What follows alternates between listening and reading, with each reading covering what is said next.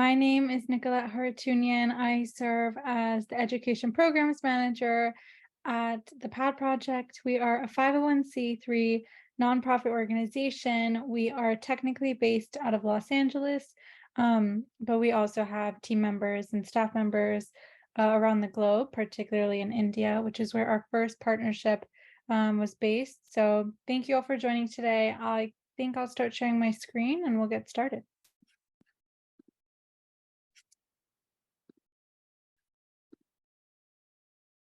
You see? Yep. Perfect.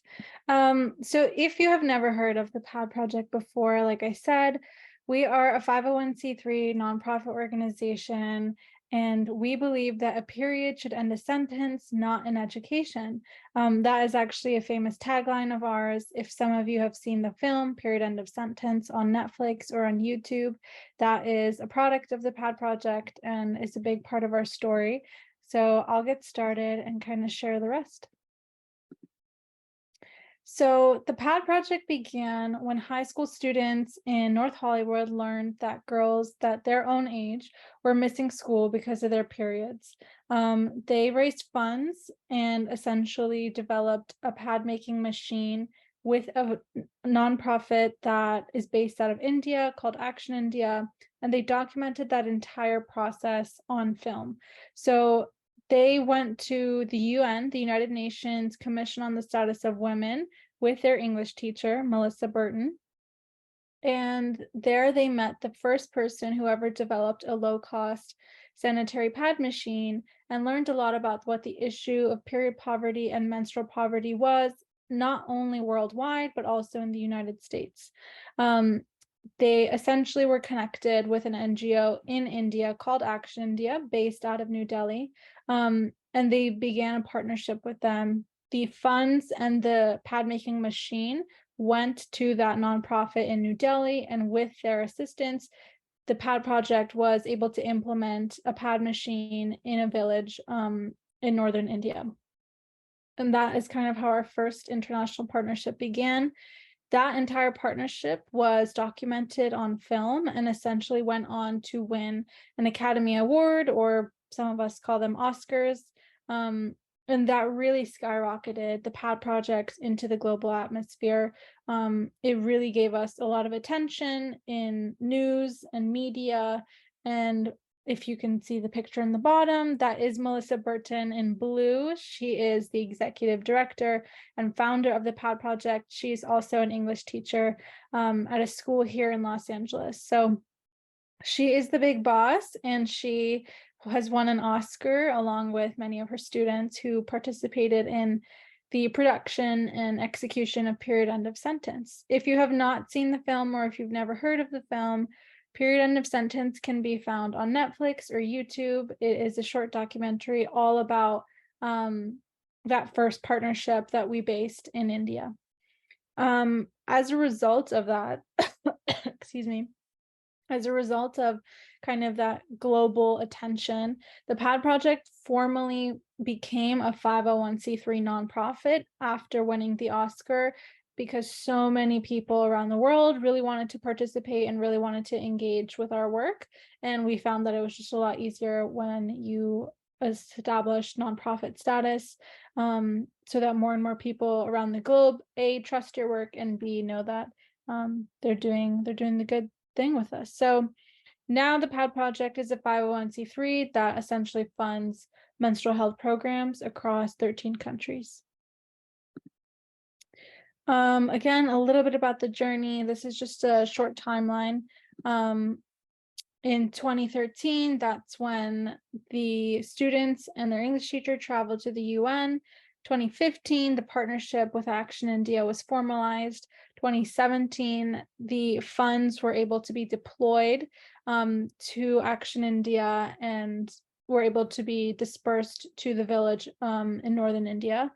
In 2019, that's when we won the Academy Award. And then 2020, we really began to expand our partnerships, both globally and domestically. So we began a grant fund with P&G's organic period care brand called This Is Elle. In 2021, we partnered with Scribner and actually released the book version of Period End of Sentence, which is a really profound kind of set of stories and essays that are all about menstruation in history, past, present, future. And then 2022, we have expanded our programming across 13 different countries. And by 2025, we hope to have partnerships with a nonprofit in every single US state. So this is a little bit about our timeline and quite a bit about our work. I will continue. And in 2022, 2023, a large focus of ours is actually our second film release, called Long Line of Ladies. Long Line of Ladies is all about the story of Ati, who is a Native American young woman in Northern California. And it takes you through the story of her flower dance and the Ayuk, which is a celebration of menstruation in her community. So we now have 2 films out. This one you can find in New York Times Op Docs, but that's just a little bit more.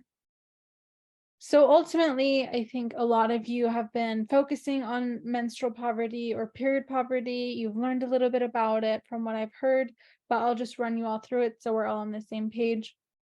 Menstrual poverty is defined as the lack of access to clean and safe wash facilities, water and sanitation hygiene facilities, as well as menstrual care products like pads, tampons, and reproductive health education as a whole. 1 in 4 teens across the US have missed class because they lack access to menstrual products, and 71% of girls and women in India are unaware of menstruation before they actually begin to menstruate. So we're just kind of setting the scene.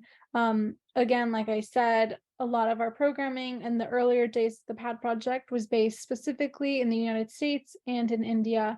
So we do a lot of work in both of those countries. Our mission as a whole is to champion menstrual health, cultivate global networks, and energize youth leadership, as well as harness the power of storytelling to achieve gender equity. Our vision overall is just to end menstrual stigma, period. We have had this goal from the onset of the PAD project, like I said, in 2013, and we continue that work in 2023. It's kind of crazy to think that there has been 10 years of programming involved, but technically only quite a few years of an actual nonprofit status. I'd also kind of guide you to that photo. Our partners in Pakistan, Her Pakistan, they're leading an education workshop all about menstrual health education to the young women in that classroom. How do we kind of focus our programming? It's split between 2 different focuses. We have international programs and domestic programs. Our international programs are developed by partnerships with other nonprofit organizations and grassroots organizations with local staff members so that they are able to implement our programming, but with a cultural kind of knowledge and mindset. We focus a lot more on education and building microeconomies with our international partnerships, whereas our domestic partnerships and programs focus a lot more on grant giving and advocacy. Internationally, we have disposable and washable pad productions, procurement and sales of products, as well as menstrual health and hygiene education workshops and classes. So like I said, international programs focus a lot more on social enterprises and the social entrepreneurship side of things. And domestic programming focuses a lot more on community advocacy and grant giving partnerships where essentially we fund organizations and grassroots nonprofits that are aligned with our mission and values. We fund their work for them. And again, overall, each partnership is very different from one another because it's tailored to that specific community, that specific region, that specific state. So we really do account for the demonstrated needs and infrastructures that are in place within each particular community. Globally, I would love to set the scene. Like I said, I think you all have been researching menstrual equity and period poverty throughout your time at this organization, or at least recently, but I'm just going to set the scene on a global scale of what MHM, or menstrual health management kind of looks like in a global context. Currently, it is estimated that approximately 26% of the global population are women of reproductive age. Every single day, like today, there is an estimate of about 500 million folks that are menstruating. They miss falling 145 school days behind their non-menstruating counterparts. So that's essentially 1 week out of every month. 41% of girls in low and middle income countries miss up to 5 days of school when they menstruate. And girls, women, and people who menstruate worldwide have been found to miss about 10 to 20% of school days per year. So this is a pretty jarring kind of statistics, a lot of stats on this page. Ultimately, we have found that a period does in fact end, schooling for a number of people around the world. And that is where kind of the PAD project slogan came, where a period should end a sentence, not an education. It is something that we are deeply, deeply proud of, that we have been able to support nonprofits around the world, particularly schools and kind of health centers and all sorts of NGOs. But that has been a really critical focus of the PAD project, is the connection between educational equity and menstrual equity. So that's just a little something about our international kind of landscape. And then a bit about our programming. We have 2 international programs that we focus on. Number 1 is our PAD machine program. Like I said, we partner with organizations and communities, and we kind of place a PAD machine within a particular village or community, and we essentially are able to provide we support the economic empowerment of women by employing them and training them to work on the PAD machine. So that is probably one of my favorite parts of our international programming, is that it's not just about product accessibility within the communities, it's also about economic empowerment for the women that are trained and employed by the PAD machines themselves. And so that's kind of where you can see the social enterprise aspect coming into play. We have 12 PAD machines based around Afghanistan, India, Kenya, Nepal, and Sri Lanka. And then our washable pad programs are more kind of sustainable and greener alternative to a disposable pad. A washable pad is reusable for about 2 to 3 years, and it is a much more green and sustainable alternative to disposable pads. We partner particularly with schools, and again, like I said, general nonprofit and grassroots organizations, particularly in the Bahamas, Ghana, Guatemala, Kenya, Sierra Leone, Tanzania, and Uganda. So we have 12 PAD machines and 8 washable pad programs. And in the United States, we are partnered in many, many different states. And like I said, our goal is to hit all 50 states and have partners across all 50 states by 2025. So our domestic programs have turned into our fastest growing programs, because we have found that there is such demand and need for domestic advocacy and domestic product accessibility and product affordability within the United States, especially after COVID-19 hit. And then also we have been recently launching a menstrual cup program and menstrual health education in Pakistan and Uganda. Those are 2 of our newest international programs. And here's just some pictures just to kind of set the scene. Our pad making machines, we have so far employed 87 women in 5 countries to make and market those pads. Washable pad program is across 7 countries, like I mentioned, and employs 15 women as program managers. And the menstrual cup program is our newest program. And so we're testing it out, testing the waters and seeing what we can learn before we continue to expand. And that has a huge focus on distribution and education workshops in Pakistan and Uganda. And here's just some insights from the field. Despite COVID-19 and a lot of issues that we faced with the supply chain issues during the pandemic, we have continued to partner with 20 organizations across those 12 countries. And we've actually ramped up production, and our outreach has continued to expand within those partner communities. And you can read some of the testimonials that we have heard from our beneficiaries. For example, Sayana from Sierra Leone: sewing washable pads helped me financially support my children. Now I have a voice in decision making in the home. Again, like I said, we do support a lot of students and mothers.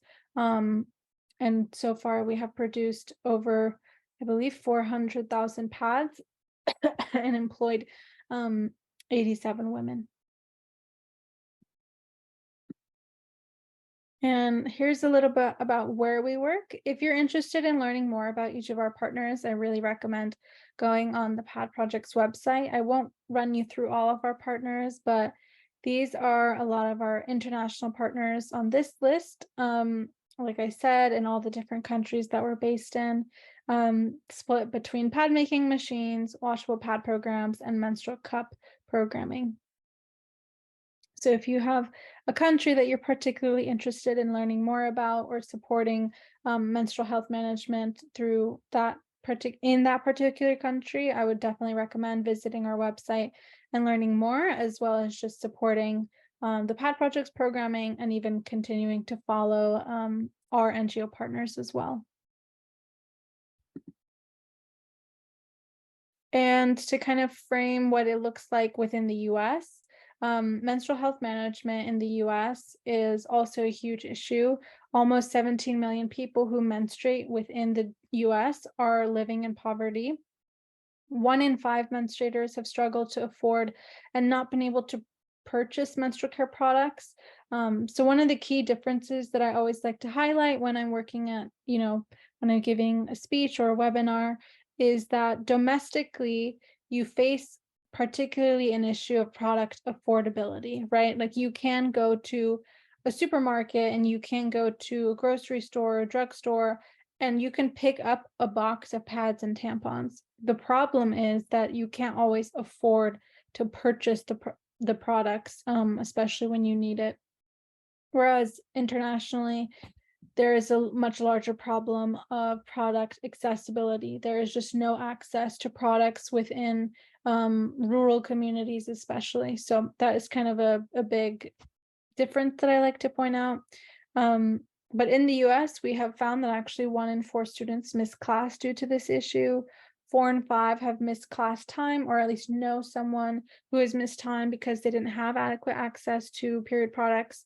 And I believe in 2020, the average cost of one period in this country was $13.25 for 1 month, which equates over $6,000 over an entire person's lifetime.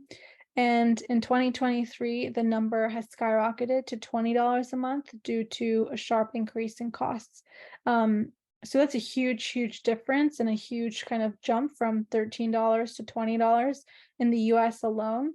We have found that a lot of people who might be on like food stamps or might kind of be living in low income communities, they particularly struggle in having to decide between feeding their families, feeding their children, or purchasing product. So that has been something that we've been focusing on a lot, and we've been partnering with underfunded school districts to also support that kind of programming. And then I'm sure you all know this, but essentially poor menstrual health management really does result in school absenteeism, distraction, disengagement. A lot of students have difficulty kind of staying in school and focusing on what they're meant to be learning, when really you're afraid that you might be bleeding through your pants, or you might have an infection as a result of not having product. So poor health outcomes and menstrual disorders can come from not having menstrual health management practices in place, particularly for school-age students. And there's just a loss of psychosocial agency, stigmatization, and less employment opportunities and earning potential when you actually skip out on school. And here's a little bit of insight on our domestic programs. So we have 4 programs within the US. Our first is Pads Across America. All of these programs here are what we would call grant giving programs. So this means that we partner with organizations and individuals, and we fund their kind of purchase and distribution of menstrual care products within their community. So in Pads Across America, we have about 26 nonprofit partners, and we provide them with grants each year, and they go on and use those grants and the money from those grants to purchase and distribute menstrual care products in their communities. Same thing for Pads for Schools. We work with school districts and students to purchase and distribute free menstrual care products for their classmates. Giving sustainability, we have provided grants of period underwear, so again, our more sustainable alternative, to 3 nonprofits so they can launch a reusable menstrual product program in their communities. And lastly, Leap of Faith. This is essentially where we work with individuals and startup nonprofits, so a lot smaller entities rather than a larger NGO, to launch menstrual equity programming in their communities. Leap of Faith, we generally provide much smaller grants compared to Pads Across America and Pads for Schools because it's a bit more of a test run. But they've all been incredibly successful and they've all had amazing reach. And so we have had a lot of luck with that and a lot of hard work and partnership. And lastly, the Ambassador Program. This is an international program where we unite hundreds of volunteer activists around the world who are ready to break the stigma surrounding menstruation. Our Ambassador Program is deeply connected to our education programming. So this is the program that I run. If you are particularly involved in or interested in getting involved within the menstrual equity movement, I definitely recommend you take a look at our website and consider applying. Right now, we are accepting applications to join the 2023-2024 cohort of the Ambassador Program. Applications are due by July 1st, so I definitely recommend in the next few days, if you are interested, kind of just applying and seeing what might interest you. We have 2 routes of involvement with the Ambassador Program. First, you apply as an individual. So you just go on the website, you apply, and you're selected and placed into a particular track. We have found that our ambassadors are most interested in 4 different kind of focus areas. First being advocacy, second, arts, third, environment, and fourth, public health. So we have teams with all those focuses within the Ambassador Program. And when you are placed into a team, you work with your fellow ambassadors for the duration of August through May, and you get to know them. You work on really, really interesting projects, hands-on projects. You support a lot of the campaigns that the PAD project rolls out within the year, and you work on a lot of advocacy projects in order to produce a final piece of work, which will then be housed on the PAD project's website. So a lot of our ambassadors, for example, they work on developing a toolkit for how students can learn more about public policies as they relate to menstrual equity within their state and how to take action. And so they've developed like a 40-page toolkit on how to do all of that. So that's just one example of a project that they've released. Like I said, each team has a very different focus, whether it's advocacy, public health, environment, and the arts, but they all feed into the menstrual equity movement as a whole and are very supportive of our work. So as the individual kind of ambassador program, you apply, you're admitted, and we've been so lucky in the past year to welcome 500 different ambassadors in over 42 countries who have really done such phenomenal work. And then you can also join through a school partnership. We currently have 25 PAD project chapters around the globe, and this is essentially through our educational partnerships, where we partner with schools and have chapters at those schools. They work similar to the individual ambassador program, but there's a different application process. But I would highly, highly recommend for all of you to apply for the individual ambassador role if you are interested in learning more. I think there was some somebody in the chat. Oh, perfect. Thanks. Yeah. So yes, definitely look into applying if you are interested in getting involved. And what kind of makes the, what kind of makes the PAD project stand out relative to other menstrual equity organizations? Is three different kind of focus areas. First, we are a deep believer in change makers for menstrual equity. We fund very early within the funding pipeline of programming, which essentially means that we fund a lot of startup organizations and individuals with their first ever grant to carry out menstrual equity programming rather than needing a deep history of menstrual health programming. So this allows us to kind of work in a lot newer regions, newer in the sense that previous NGOs have not actually funded those areas before when it comes to menstrual equity programming. So that's something that really excites us, is when we are able to fund early and support the development and strategy of menstrual equity programming within communities. Number two, we are definitely a field builder and ecosystem enabler. This essentially means that we contribute the field by strengthening the ecosystem of youth leaders, women in communities, social entrepreneurs, and funders committed to menstrual equity. Like I said, youth leaders, that is primarily made up within our ambassador program. We support the growth and mentorship of many youth advocates within the ambassador program. And through our programming, we're actually able to provide just a lot of support and skill set development, which enables you to just hopefully walk away from the program or continue supporting the program as an advisor with even more growth personally and professionally. And then again, like I said earlier, we support women in communities by providing new employment opportunities for women.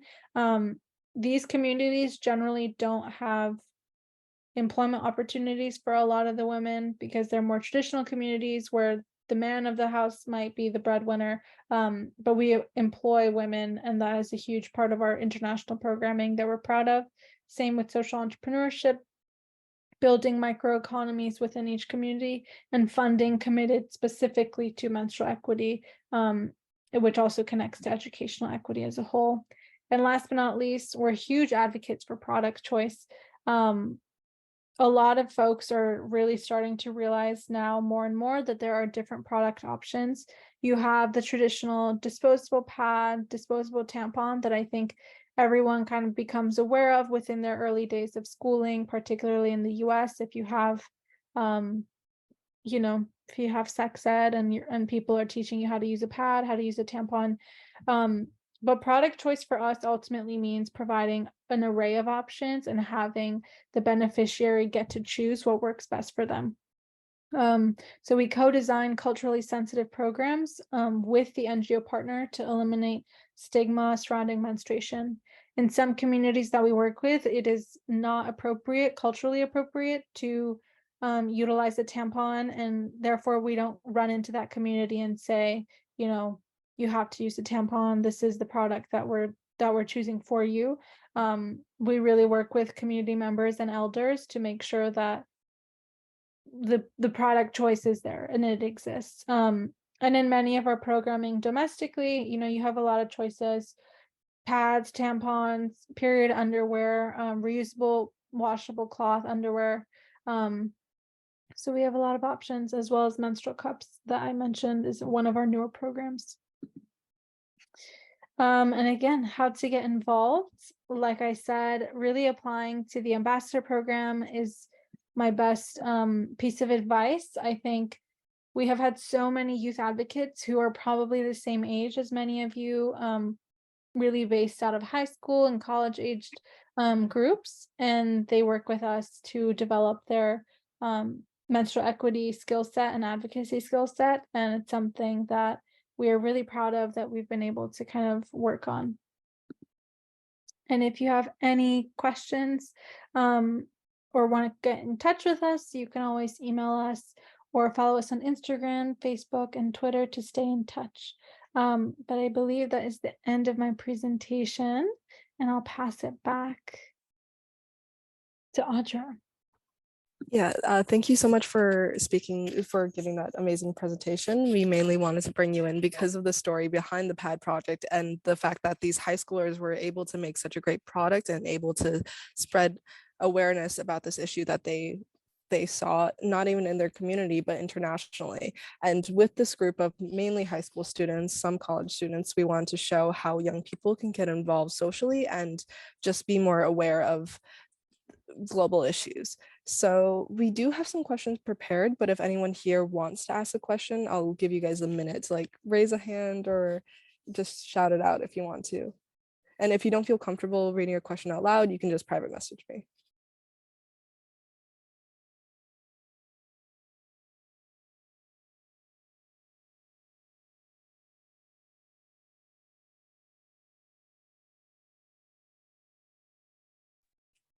If not, you guys can think on it a little bit, but I'm just going to go into the questions prepared by the outreach team, actually, I just got a question. Will there be any plans in the future for the PAD project to expand multi-use products and sustainable products? Yes, we are always expanding our programming. Currently, we have actually noticed that there is huge demand from a lot of domestic partners. So domestically, we are expanding a lot of our work, and that includes our giving sustainability programming, which is focused primarily on period underwear within the United States, and our reusable washable cloth programming in international programs. That is not exactly growing right now. A lot of our international programs, we're focusing on a 5-year plan. So within that 5-year plan, you're onboarded as an international partner of the PAD project. We train and work with each organization staff, and we help them deploy menstrual health education workshops as well as the implementation of PAD machines or like PAD programming, whichever one that is in that country. Um, and from there, we work on that 5-year plan to make sure that they are self-sufficient and self-reliant. And once they are able to be funding their own work, we step aside and we welcome new partners.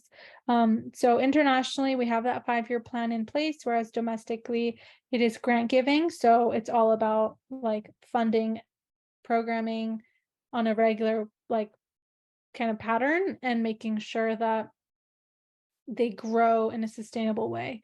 But I think you were asking more about environmental sustainability. And like I said, we do focus a lot on period underwear, menstrual cups, and I think discs a little bit, but that's more of a test run. Yeah, it's also great that you guys are more culturally sensitive too, because a lot of the countries that you're working with, like you said, wouldn't be maybe comfortable with using those products. So being more open with the products that you provide and also the period machines that you were talking about were really interesting.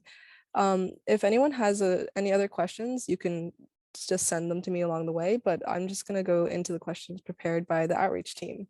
So, the first question I want to ask is the PAD project has been successful in raising awareness about menstrual hygiene and providing access to sustainable sanitary pads through the PAD machine initiative.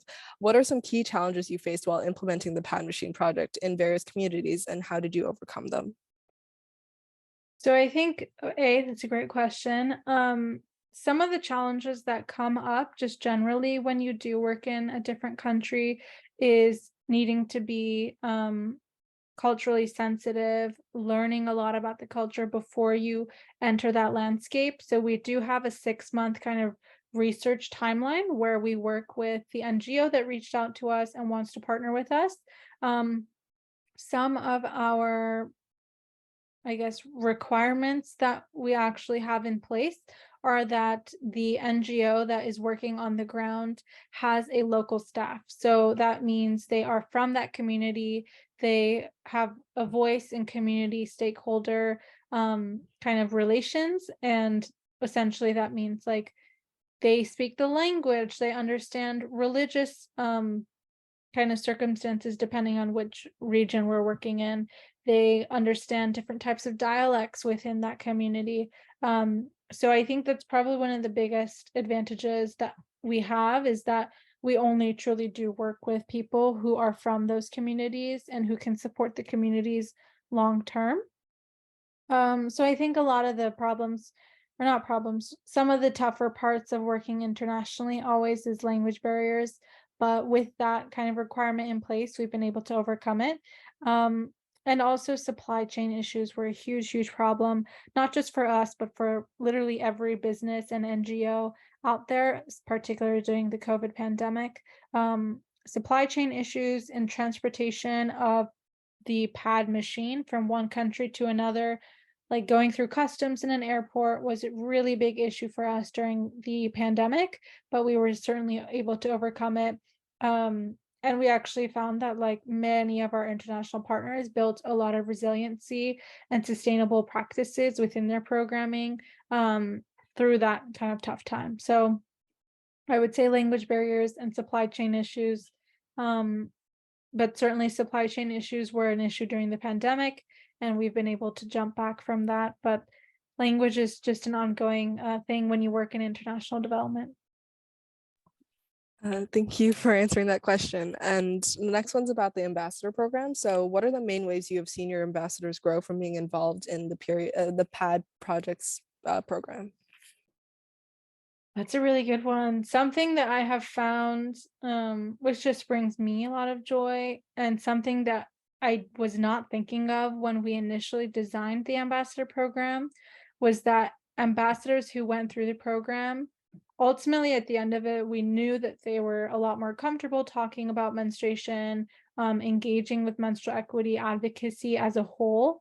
And that's a huge part of the program, but also gaining a lot of self-confidence and body positivity.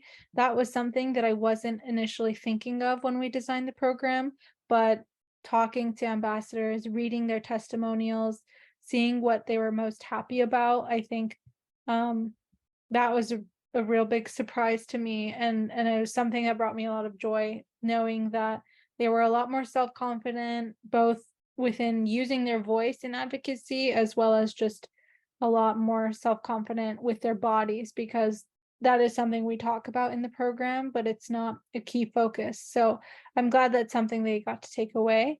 Um, but there is a lot of personal and professional growth that happens within the program. It's very natural given that many of the individuals involved are high school students and college age students, but also we have a lot of older folks who are involved, people who are, executive directors of NGOs, CEOs, doctors.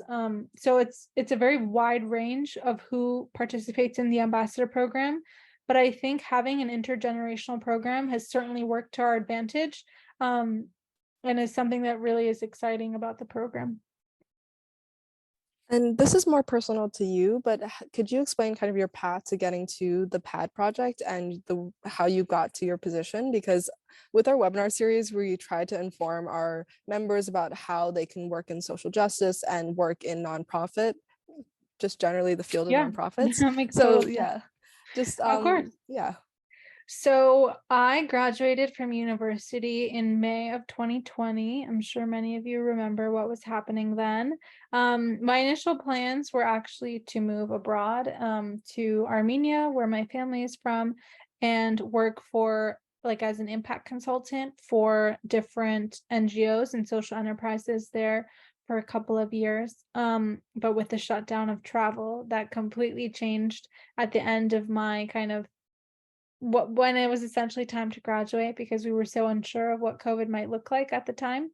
Um, so I really had to just take a leap and ultimately decide I couldn't move to Armenia at that time.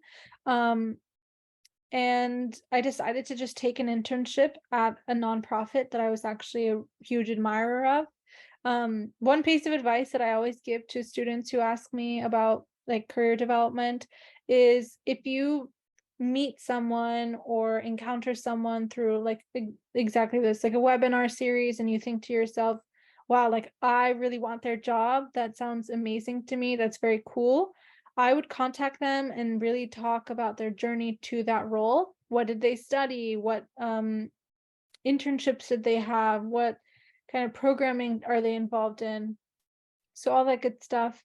But ultimately, I found an NGO that really excited me. It's called Pencils of Promise.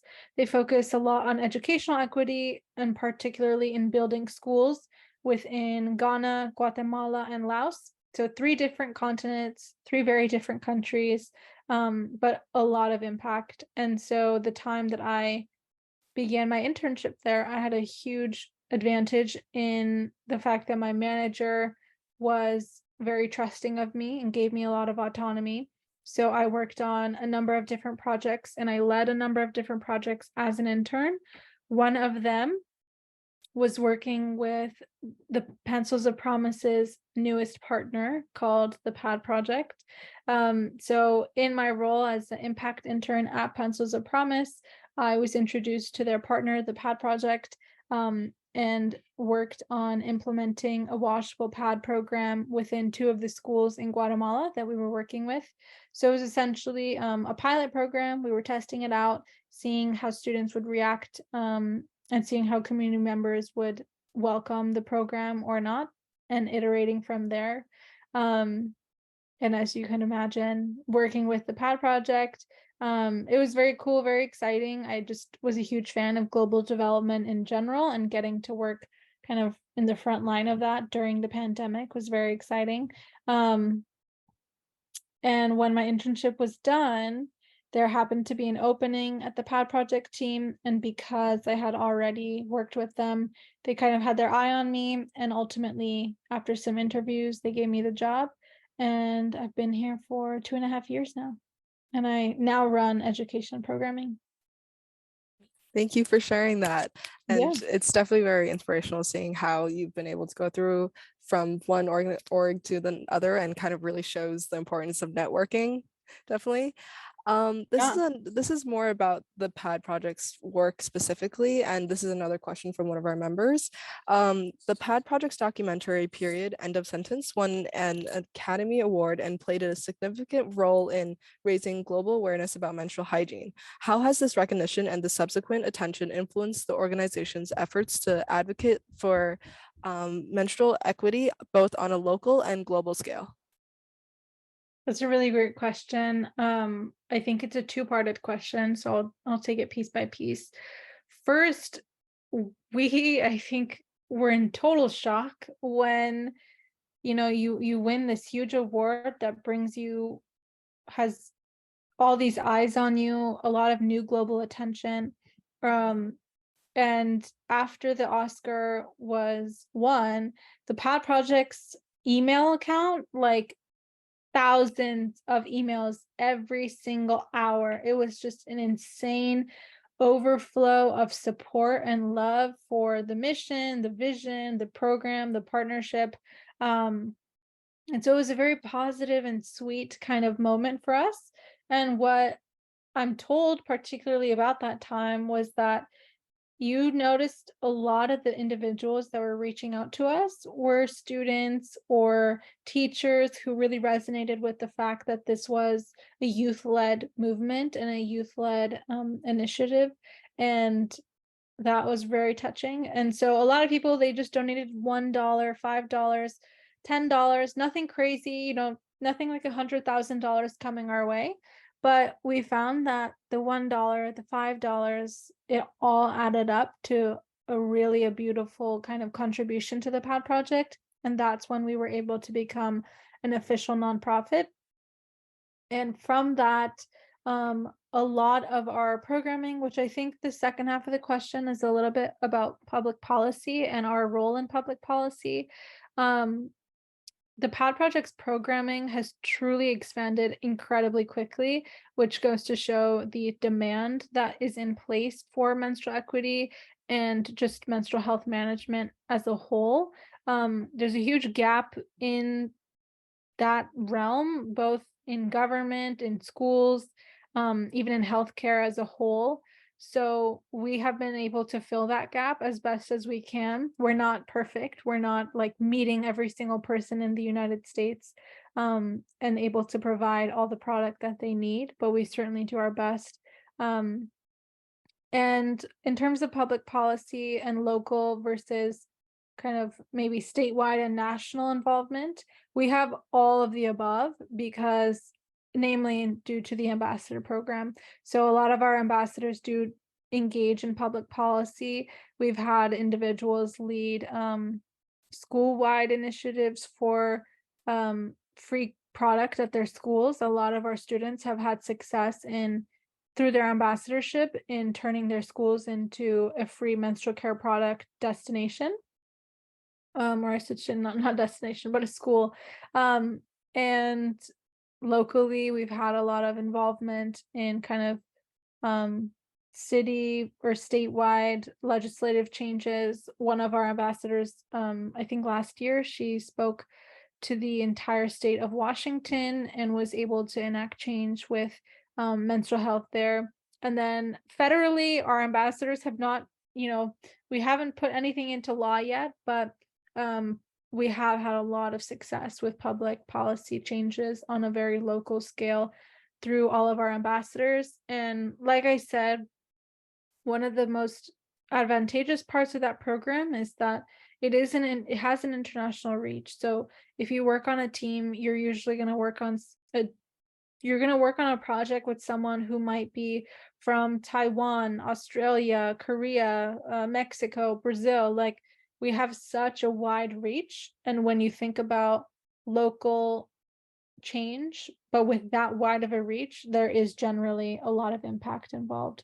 So we do have a focus on it. It looks different from program to program, but right now, domestic programming and the ambassador program has a much higher focus on public policy.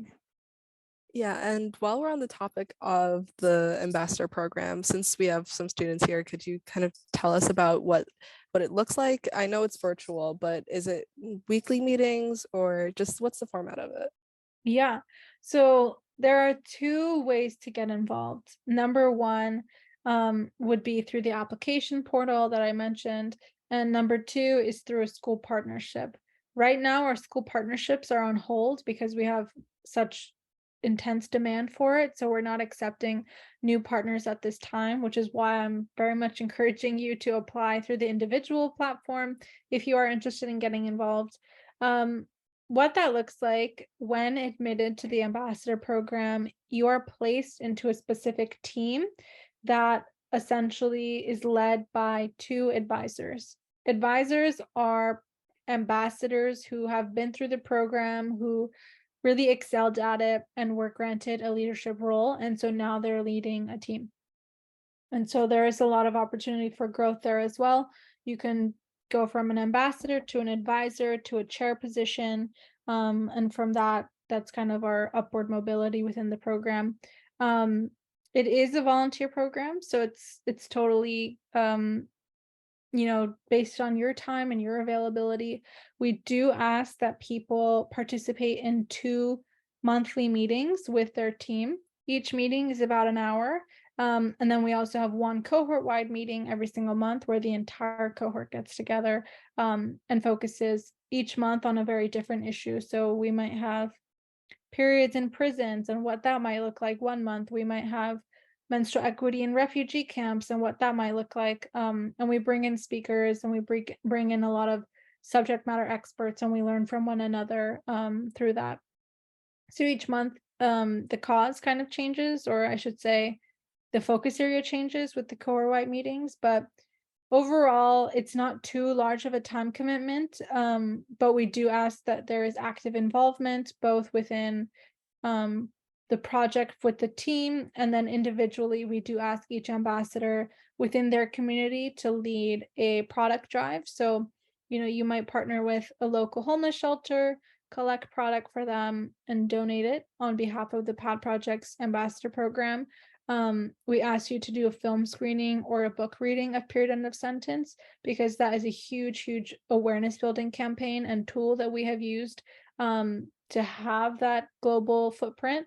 Um, and if comfortable, you can also fundraise for the PAD project within your ambassador role. But a lot of it is really focused on advocacy rather than that material output.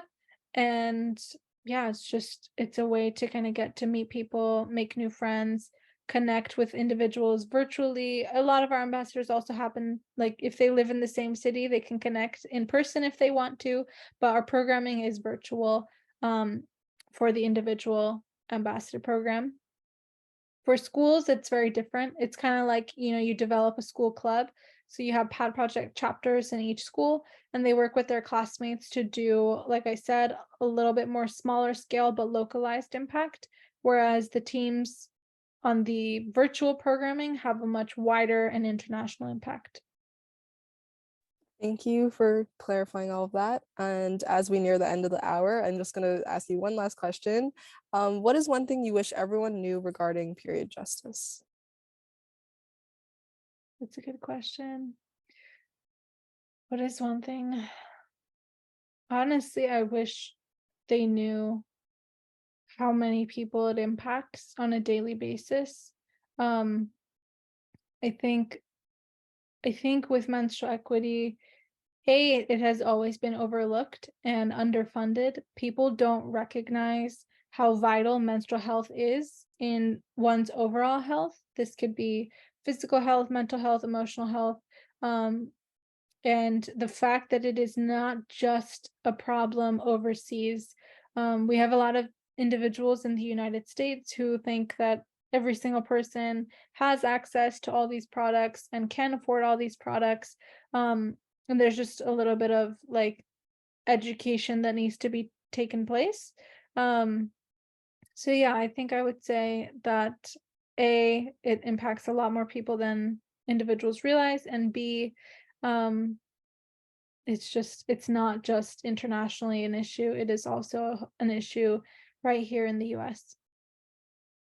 Thank you for being with us today and speaking to us and that amazing presentation. I'll make sure to send all the information about the ambassador program out to you guys and the presentation if you're comfortable with that. Yep. Please make sure to check out all their websites, their social medias, and yeah, if there's anything else you'd like to tell the group, Nicolette.